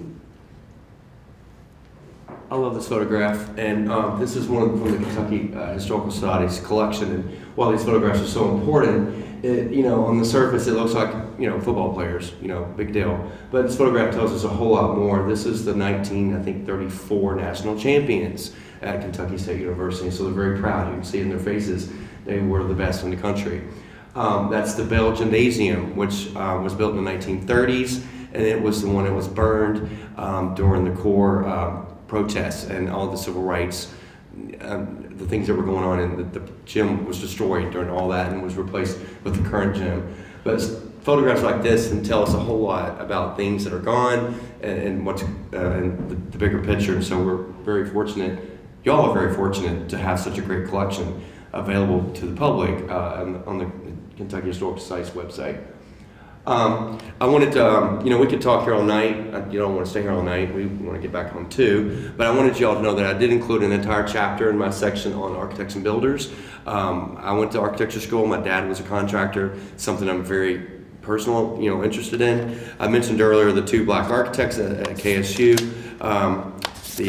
Davis and Pittman, but I just wanted you to know that when you get to the report and you read it, there's a whole huge chapter on the black builders. My dad was a builder, so I know that when you go document buildings, you'll never see my dad's name. He was one of the masonry contractors, built foundations. He's not in any of the records. He'll be forgotten about. But so when we do find that information about the African American builders and contractors here, they're not forgotten about. So I have Thomas Brooks, which we both mentioned, James C. Brown, stonemason, the Guy family, an entire family of stonemasons who built stuff all over central Kentucky and trained others, John Henry Jr. and Sr., and Frank Edward Guy, Bob Hogan, Jack Gaines, Pete Marshall, Amos Black, Lonnie Johnson, Will Mason, Harry Mordecai, Anthony Williams. You'll learn all about them when you read the report. I don't want to bore you with that tonight, but I just want you to know that it's in there. Our recommendations. So at the end of the day, here are the things, the 13 things that that I felt were eligible for national registration consideration. Most of them are what I would call no-brainers. They're obvious choices. 1 Corinthians Missionary Baptist Church. Green Hill Missionary Baptist Church has already been determined eligible by Marty Perry. He started a nomination that's already been kicked off. It's not done yet, but we have that. The gymnasium, I think, was is an obvious choice. Green Hill Cemetery, the monument's already listed. The cemetery is, 1865, the oldest African American cemetery in the city with 2,000 burials. It's an obvious choice. The dormitory at the old Kentucky Institute for Feeble-Minded on Glens Creek Road was not obvious. There's one building left. They tore everything else down. There's one brick building there with the Colonial Revival. Turns out that was the dormitory for African American boys who were housed at the institute, and it was called Jones Hall, and now it's an administrative building. So there's remnants of things like that we found. State Stadium is not an obvious choice. It was built on the reformatory ballpark there next to the prison, which was the site of the Negro Leagues. The baseball Negro Leagues in Frankfort played there in the 20s and 30s. In the 40s, they built, and I have a photograph I'll show you in a second, the new Stone Stadium, which if any of you all know anything about it, let me know. But we put out a call. We wanted to find out when it was built, who designed it, who built it. No one knew. We finally got it narrowed down to around 1946, but it's still a mystery of how that came to be. And it's your state stadium. So it seems like it would have been obvious. Somebody wrote a history about it somewhere, but we can't find anything. So that's one of an area of research that's needed. But in 1947, the boxer's name? I'm drawing a blank. What? Joe Louis was scheduled to fight there in an outdoor boxing match. Normally they're held indoors. Outdoor boxing matches are very rare. And sure enough, they all came here. It was a big to-do. They busted them in from Lexington. Big, huge boxing match. Sure enough, it rained. And so it got rained out. But everybody was here. It was also KSU's homecoming football game. So it was a big party. Everyone came to Frankfort.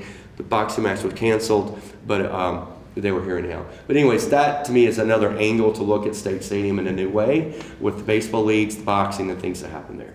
Mcchesney Stadium, another not obvious choice, but it was integrated. That's the really cool 1930s stadium at Bell Point. It was integrated in 1956, and I do have this guy's name, but you probably know the story. 1956. It was Sauer Field at Mcchesney Stadium by Kermit Ellison Williams, halfback, and he was the first black player to play there, and it was a big deal.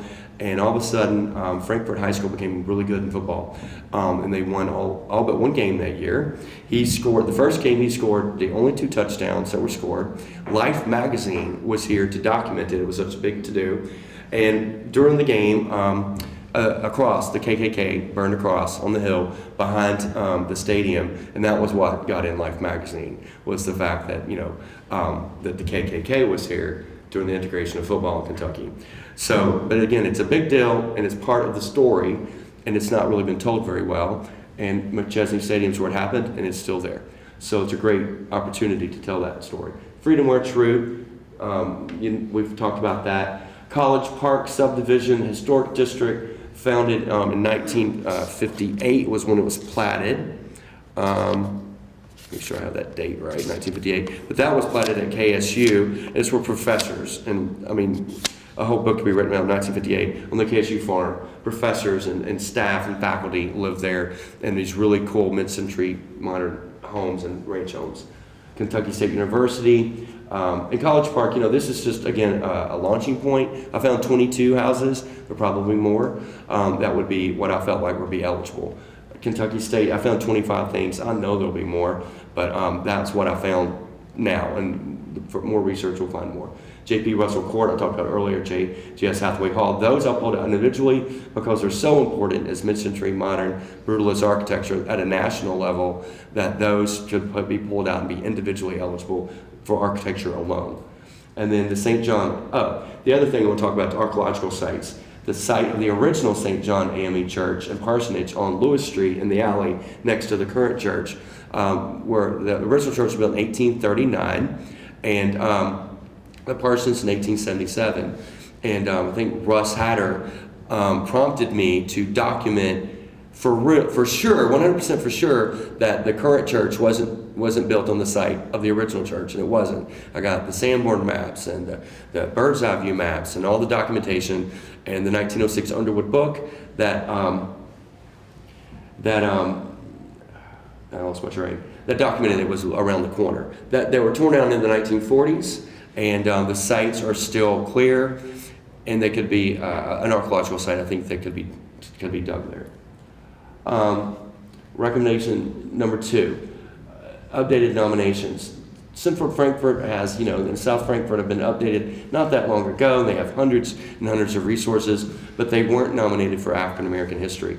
In fact, there's only 2 buildings and 1 object in Frankfort that are listed on the National Register for African American history. That's Hume Hall and Jackson Hall at KSU, and the Colored Soldiers Monument at Green Hill Cemetery, and that's all. Of all the other hundreds and hundreds and hundreds of buildings that are listed on the National Register in Frankfort, none are listed specifically for African American history. And so that's something that this report, we hope, will help rectify that and remedy that. And these nominations can be updated. Part of it will be intensive architectural surveys, which result in survey forms getting filled out, photographs, interior examinations, and things of that nature for these places that we discovered. That's Dr. Exum's house at College Park, and he was the athletic director, track coach, Olympian. Just him alone, you could write a whole little chapter of a book about all of his accomplishments, and he's one of 22 people or families in that neighborhood that had significant roles. Stadium I mentioned earlier. These are for future research. We mentioned farm down Hickman Hill, other rural African American communities are outside of the city limits. The courtesy houses are for the Freedom March. There are 24 of them that are mentioned in the papers. We can't find out much more about them. The site of the original St. John Church and Parsons I mentioned. And then the original inmate cemetery at Kentucky State Prison, we've talked about. We have maps showing where we think it was located. That's a separate topic, but again, something that needs to be explored further. And I'll end with, Carolyn talked a lot about urban slavery. And in 1860, Frankfort had at least 1,000 enslaved people lived in Frankfort proper. And I went through the 1860 slave census myself, not relying on somebody else's research, and counted up how many slave houses were documented in the census. There's 246, I believe. And of those, there's like 1 left. That one of the buildings that are left, it is the Brown Swiger Taylor House at 300 Washington Street. There's a 1.5-story service wing at the back of it. That was where enslaved people worked and probably lived, and upstairs. But at Liberty Hall, we have a great opportunity here, and you can see there in my circle, behind Liberty Hall, and Orlando Brown's house was next door to this side, my side. you see that row of black buildings, the rectangles, those are homes and workspaces for enslaved people. And Liberty Hall, from my perspective, when I walked by, it hasn't been developed, it's undisturbed, and that's a prime opportunity for archaeological excavations and to document those slave sites and tell the full story. And Liberty Hall would be perfect because it's a public historic site museum to tell those stories. And so that's one of our recommendations as well, is to do archaeological work for the below ground sites that are still waiting to be documented, as well as the above ground. And is that it? I think that's it. That's it. So, as you can tell, we really have enjoyed, been inspired, been saddened by some of the things we've read and learned, but overall, just a better understanding of the remarkable stories here. And we could talk all night about some of this. So I wanted to just, we don't want to keep everybody too late past the time promised, but I did want to just take a minute to see if there are any questions or comments, and then I'll turn it back over to Vicki to talk about our timeline for issuing the report. We know we can answer all your questions. Don't be shy. I'll turn it back over. Thank you. Turn it back to Vicki.